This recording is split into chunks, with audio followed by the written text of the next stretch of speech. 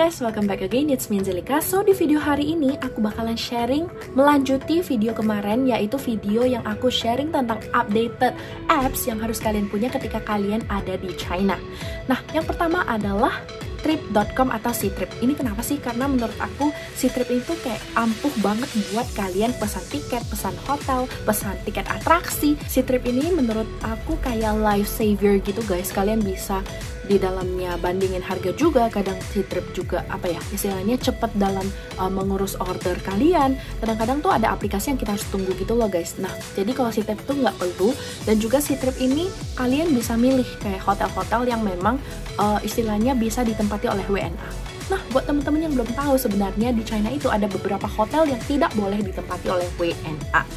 Nah, gimana cara taunya Ci? Itu akan aku bikin di video terpisah. Tapi intinya di video kali ini aku pengen sharing lebih banyak mengenai aplikasi-aplikasi yang penting dan juga berfungsi, bermanfaat untuk kehidupan kalian pada saat kalian ada di China. Berikutnya adalah Sanliuling. Ini tuh aplikasi khusus gitu guys untuk kalau kalian mau rebut tiket train. Kalau menurut aku kenapa harus Sanliuling? Aku sudah mencoba memesan beberapa tiket train dari Ctrip, dari WeChat, dari Alipay, dan aku merasa Sanliuling adalah yang paling oke. Karena Sanliuling itu sebenarnya aplikasi yang istilahnya itu yang di-develop oleh negara gitu guys. Dan Sanliuling ini kalau misalnya lagi musim-musim holiday itu kan banyak banget ya, apalagi orang China itu banyak banget, dan kalian harus rebutan bareng mereka. Misalnya kalian udah taruh ordernya, itu belum tentu langsung dapet tiketnya. Even kalian mau di Ctrip, di Feichu, di Traveloka dan lain sebagainya, itu belum tentu langsung dapat tiketnya. That's why aplikasi Sanliuling China Railway ini adalah aplikasi yang paling ampuh. Istilahnya kalau kalian udah dapat tiketnya ya kalian sudah pasti dapat tiketnya gitu. Karena ini itu udah terintegrasi ke negara. Aplikasi berikutnya adalah Xiaohongshu atau Rednote. Nah, mungkin teman-teman banyak yang main itu aplikasi yang kuning itu, yang lemon apa gitu. Nah, itu tuh mirip kayak gitu guys. Jadi dia itu bisa kasih inspo, agak juga mirip dengan Pinterest, tapi dia versi yang Mandarin gitu.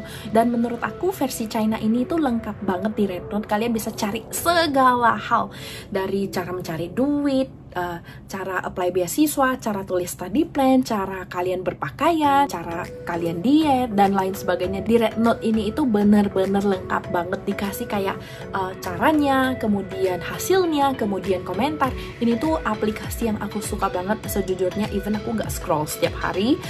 Tapi dia itu salah satu hal yang menurutku tuh kayak bisa belajar banyak dari dalam, bisa dari pengalaman orang, kita terinspire. Nah, dulu pas aku awal-awal ujian gitu, aku nggak tahu cara mengingat dalam bahasa Mandarin, itu aku cari di Rednote, dan menurut aku di Rednote mereka kasih info yang oke banget sih.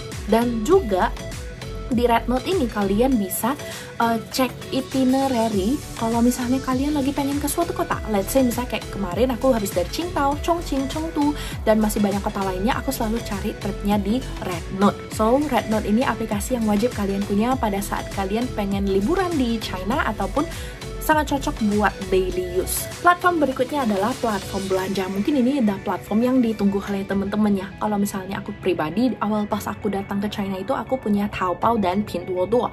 Nah, Taobao dan Pinduoduo menurut aku oke sih guys. Kalau misalnya kalian cari versi yang murah, kalian boleh download Pinduoduo. Tapi kalau misalnya kalian pengen cari yang lebih originality, kalian boleh cari ke Taobao. Nah, kalau Alibaba gimana Ci? Kalau Jingtong gimana Ci? Sebenarnya aplikasi di China itu banyak ya, aplikasi belanja kayak Weipinhui buat cosmetics, kemudian ada juga Jingtong tuh buat kayak beli handphone elektronik, terus Taobao Pinduoduo tuh buat daily use, kemudian masih banyak lagi. Intinya kalau aplikasi di China itu bisa bikin kantong habis ludes guys. Jadi ingat, kalian harus make sure beli barang yang emang kalian butuhkan, bukan yang kalian mau. Berikutnya adalah bank. Nah, kalau bank sendiri ini itu tergantung ya guys. Bank ini tergantung dari apa sih, dari temen-temen pengennya pakai yang mana. Kalau aku prefer pakainya ICBC, terus ada juga BOC, dan juga ada China Construction Bank, Jianshi Yinhang. Jadi ini tergantung teman-teman guys. Kenapa aku pilih? Kalau menurut aku, kalau untuk awal pemula, mending kalian pilihnya ICBC. ICBC ini tuh very friendly user, dan aku sudah pakai ICBC hampir lebih dari 5 tahun.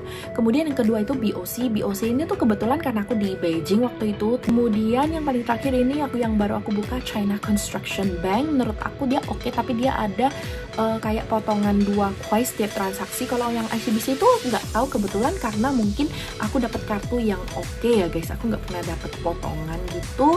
So ya itulah bank rekomendasi aku.